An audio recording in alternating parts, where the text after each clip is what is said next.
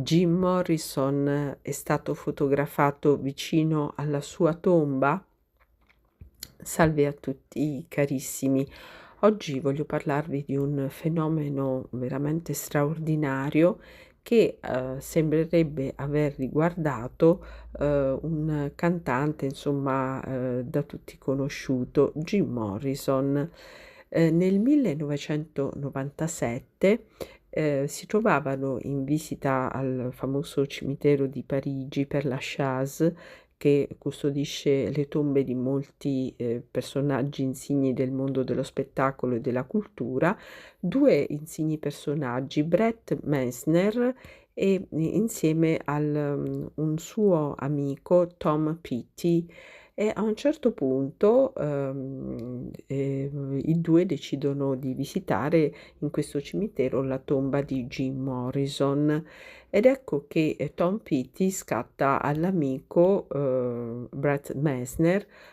una fotografia e inizialmente non fa molto caso quando la sviluppa, insomma, al contenuto della foto in questione. Soltanto successivamente si accorge quando torna a casa e guarda bene la foto, fa sviluppare la foto e la guarda con attenzione, si accorge che dietro di lui, mentre lui era in posa e l'amico gli stava scattando la foto e lui stava vicino alla tomba di Morrison, dietro di lui, a braccia aperte, con una maglietta bianca, a maniche lunghe, dei pantaloni neri e delle scarpe bianche, sembra essere apparsa una sagoma che ricorda molto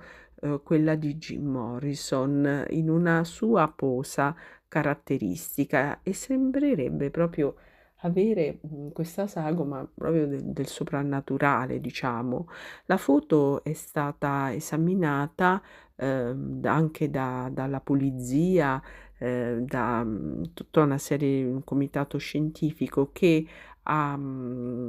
evidenziato la veridicità di questa foto, cioè questa foto è autentica e la parte di essa incriminata dove sembrerebbe potersi vedere Jim Morrison è assolutamente autentica, cioè non è il frutto di una costruzione, di un fotomontaggio, diciamo. E ancora oggi, insomma, questa foto è oggetto veramente di dibattito, lascia veramente senza fiato perché sembra veramente di intravedere proprio Jim Morrison sullo sfondo in una sua posa caratteristica. Io ora la lascio alla vostra valutazione, insomma, ehm, sperando, insomma, ecco, che possa contribuire a rendere vivo in noi il ricordo di questo grande protagonista del mondo dello spettacolo che forse, ecco, magari se avesse fatto una vita un po' meno sregolata sarebbe ancora con noi, però forse non sarebbe stato Jim Morrison se il suo temperamento fosse stato diverso, perché purtroppo nel genio si accompagna sempre una certa sregolatezza che a volte purtroppo per certe persone può essere risultare fatale. Bene carissimi, vi mostro questa foto, un argomento un po' inusuale, diciamo, per quello che è il mio canale, però insomma